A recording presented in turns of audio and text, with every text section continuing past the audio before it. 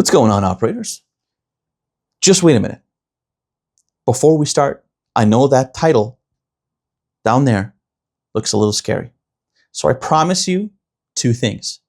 If you stick with me throughout this entire video, you're going to hear a confession from me that you've probably never heard before. And I'm going to show you something really, really cool that we're working on and making a video of very soon. Okay? You're going to like it. So grab a drink, have a seat, put your feet up, and let's get started. So, today we're going to be talking about the election. That's happening today. And it's honestly one of the most consequential elections of our time. Not just for firearms owners, but I think for all of us. I know that I don't need to be preaching to the choir, to my community, to people who love freedom, firearms, and everything in between, because I know that you guys get it. I think the majority of this is directed at people that might not quite understand what might be on the horizon. And they might be making a choice based on some feelings that they have, which today are very valid feelings. But tomorrow, well, they might look back and say, maybe I should have thought it through. Now, that being said, as many of you know, this video nor this channel is here to try to change your mind on anything. My purpose throughout the last 2.5 years has been to try to provide a different perspective, one that I thought was missing, so that you could get all your information from a number of different sources, both from the government, the media that they pay for, and independent sources like this, and try to learn as much as you can on a subject before making a choice. Because I think that any prudent, rational, reasonable person, whoever wants to make a choice, should always have the most information that they can have to make that choice, no matter what that choice is. But sometimes we make choices based on emotions. Happens all the time, right? We get into some scuffles or arguments with our friends, our spouses, with random people at a retail store at some point because maybe we're having a bad day and we feel that they didn't treat us right or something or other. There's always something, you know? Pineapple on pizza. You see that? You see the way you just felt? That's an emotional response. And while that's perfectly normal and it's okay to have, and no matter what your opinion is, that is 100% a valid response. Whatever it is that you just did, maybe you shuddered, maybe you laughed, I don't know, but that's a normal, natural response. And everything about that is fine, except when immediately after you have a response like that, you make a decision. Because ultimately, you can't really back that decision up. Why can't you do that? Because emotions are fleeting. They come very quickly. They don't stick around for very long. And before you know it, they're gone. And this kind of leads me to the confession that I want to make. And it's not something that I'm proud of. It's something that's honestly quite difficult to admit. But hindsight is always 20/20, right? So in 2015, I made a decision based on my emotions, based on how I felt. I tried to get a lay of the land with what all the parties and the various MPs and the leaders were offering. I knew nothing about politics at the time. And I went with my gut. I just put a blindfold on and I pointed in a random direction that just felt right, that just felt normal, that just felt like that's the way to go. I couldn't really quantify the reasons. I couldn't qualitatively analyze the purpose. I just felt that that was the best choice. And it clearly wasn't. Now, a lot of you probably figured this out already, but if you need me to spell it out for you, I voted for the Liberals in 2015. And I'm upset about that. And I'm not upset about that because it was the liberals, because there was a time when the Liberal Party was center-left. And a lot of their ideals, a lot of their ideologies and what they were pushing lined up with a lot of mine. And while I didn't know enough about politics, I knew that that was the closest thing to a friend in politics that I might have. And I went with my gut feeling, and that's what I did. Now, objectively, that was the wrong choice to make. But what that taught me was that making choices based on emotions is the wrong thing to do. The way that anybody, I think, should make choices is by analyzing both quantitatively and qualitatively the various undeniable truths about something. Something that you can prove, something that you can revisit time and time again, no matter what time it is in history, and be able to prove that there's a certain fact about something that's just undeniable. Something that somebody did. Maybe a time when somebody said that they weren't going to do something and then they did it. Maybe a time when somebody was caught in a lie. Those are all things that have been proven and that are recorded. And making decisions based on those things is a lot more credible, is a lot more sustainable than making decisions based on how we feel. Because again, feelings are fleeting. And so that kind of leads me to talk a little bit about the liberals and the last 10 years of their leadership, or I want to say so-called leadership, because based on my analysis, there hasn't been a whole lot of that. And again, I really don't want you to think that I'm trying to get you to vote for something different than maybe you would have already chosen. I just want you to take a moment to think and analyze for yourself without being influenced by anything. Not me, not the newspaper, not the radio, not the TV, not the government. Just do your own research. Find out for yourself. Find evidence of things that have or haven't happened and use that. Now, when I have a difficult time making a choice, not just in politics, but anywhere, there's just something that I do that just completely takes bias out of the picture.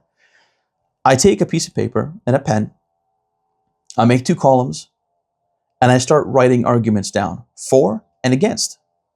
Now you might think if you're already pre-decided on something, you might be biased and you might come up with more arguments for one than the other. But what's funny is that that's not really how the brain works. And I proved that to myself by doing that numerous times where I thought I was going to make one choice and I ended up making another. Now, many of these choices, of course, were very non-consequential. Should I buy this brand new game that just came out? And if I were to go by my feelings, I would say, of course, yes, because I want to play that game. Should I buy that brand new rifle that just dropped? I can't wait to take that thing to the range. It's going to be awesome. I already have the ammo for it. I already have a case for it. That's an easy decision. Well, in any case, I took my time and I made that list. And if you make that list too, and I'm not saying just on the election, but at any point in time where you have difficulty making a decision because your feelings get in the way, you will surprise yourself how many times you'll choose the option that is more sensible, which might not always be the option that you were initially going with. And I guess that's what I'm trying to say. Because once I started to qualitatively and quantitatively analyze the liberals' behavior, and of course I started with how they treated firearms owners over the last 10 years. But once I started to do that, I started to realize just how wrong I was in 2015. Now, of course, there was no way for me to ever know that. I'm not a psychic. I'm not a precog from those movies, right? There's no way that I could have known that. But if I had maybe taken a little bit of time to at least try to analyze the reasons why I should or shouldn't do something, like vote for a particular party, then maybe, even if I wasn't right, at least I'd be happier with myself knowing that I've gone through my due diligence and I made a decision on a solid foundation of facts, evidence, history, statistics, right? So I've made several videos now talking about the way that the Liberals have treated firearms owners over the last 10 years, and specifically over the last 5. Now, I'm not going to go through all of that because, first of all, many of you are already aware. And second of all, anybody who's not can easily look this up because it's easily verifiable information. But they banned thousands of firearms for no particularly good reason, using a definition that to this day they couldn't define. They did that in 2020. They systematically killed the business and the competitiveness of sport shooting and competitive shooting when they banned handguns. Not too long after that, there were businesses who were selling both the sporting rifles and the handguns, which were basically sitting on a bunch of stock that they could never sell. So it hurt the businesses, it hurt the economy. And not only that, but it destroyed any hopes for people who wanted to become Olympic or sports shooters, competitive shooters, to even have a chance at getting into it. Because of course, you needed a handgun in order to get into it. So just in those 2 moves, they systematically eradicated parts of the economy and opportunities for people to pursue. Not only that, but they said that they wouldn't ban hunting rifles. And then they turned right around and said, you know what, we are going to ban hunting rifles. So they were untruthful. They were deceitful. And beyond that, there were random OICs that came out that just banned things that were in the category of things that they said they wouldn't ban, and they just repeatedly banned those things. Firearms that were used for hunting, for sports shooting, they were all banned. When C-21 was in committee, they tried to sneak in on the 11th hour at the very last possible second amendments that would put in an evergreening clause, which eventually ended up coming in anyway through C-21, and a list of about 400 pages more of firearms that were to be banned by name. And mind you, this was after everything was already deliberated. The bill had passed its way through the House. It went into the Committee for Public Safety. It was deliberated on. There were people from both sides of the argument that made their arguments, that made their points. There was professional inspection of the bill. There were questions asked. There were professional opinions provided. And after everything was said and done, they turned around and tried to sneak those amendments in. Right at the end. There would be no questions asked any further of any of this. There would be no further debate. There would be no further challenge. And that's how they chose to behave. Now, you would think that somebody who's making a good argument isn't going to be doing that, but the government did it. Through enormous pressure and backlash, they eventually walked them back, only to reinstitute a lot of what they were trying to do into Bill C-21, which eventually, as we all know, became law.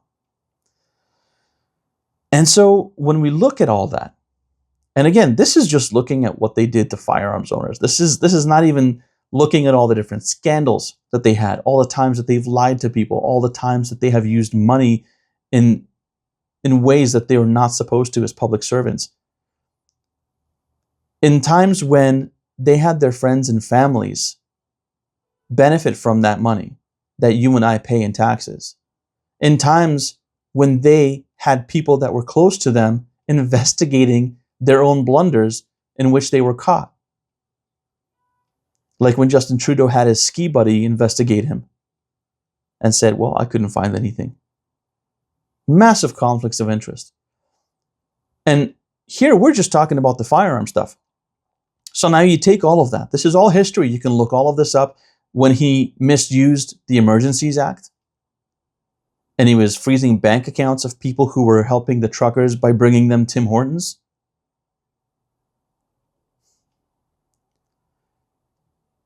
And he was found to be in contravention of so many ethics issues that it's just mind-boggling. On the ethics side alone, and all the conflicts of interest, add up everything that we just talked about, all the firearm stuff and all the non-firearms related stuff that Justin Trudeau and the Liberals did during their term, and then ask yourself, are these people trustworthy? Are they reliable? Are they honest? Are these the people that we want to be running our country? It's not so much the context of the decisions that they made and whether we like them. Because sure, there are a lot of decisions that the Liberal made that I didn't like. But what I didn't like more is that they weren't honest. They weren't competent. They weren't reliable. And you couldn't hold them to account for any of it. So at the end of the day, you need to ask yourself, do you want people like that to run your country? I don't. Now to the fun part. I'll be right back. All right, fellas, you have waited through a very long and dry video, and as I have promised, I shall deliver. So here we go. Check this out. I think we're going to call her Overkill because it is literally so much more than anybody could ever need in terms of a 22. This thing is just built from the ground up, completely custom. We got a massive scope on here from Discovery Optics. We have a huge 20-inch match grade bull barrel from Kidd. And we also have some awesome accessories like the M-Lock forend. That's what's keeping this little Amazon bipod on, as well as the Picatinny stock mount. And of course, least of which, the Manticore X lower here provided by our friends at Tandem Cross. So we're going to be doing a video on this. Very extensive testing and seeing what it can do out on the range very, very soon. That's coming up. So make sure that you like the video, share it with your friends, become a subscriber, and keep those notifications on so you don't miss anything in the future. That being said, of course, thank you so much to our wonderful VIP members. We could not keep the lights on and keep doing this without your help. It's so much of an offset from what we actually lose in ad revenue on YouTube because of all the censorship and demonetization that it's literally our lifeline. So if you'd like to help us out for as little as $5 a month, you can do that. The link is going to be down below. And the link for our Discord, where you get all of your awesome perks for helping us out with the VIP membership, will be down below as well. Of course, you can also visit us at CanadianOperator.ca and get yourself some merch and help out that way and get some amazing handmade merch in return. Or, of course, you can just drop a super thanks on YouTube. That helps to keep me very well caffeinated and is very much appreciated as well. Guys, thank you so much for watching. Really appreciate it. Let's all make the right choice and make a decision that we can stand behind and be proud of as we try to make this country everything that it can be. And appreciate your help in doing that because every single vote matters. So get out there today and make sure to vote. Thank you so much for watching. Hope to see you in the next one. And until then, happy voting and happy shooting. Ooh, gonna have such a good time with this. See ya.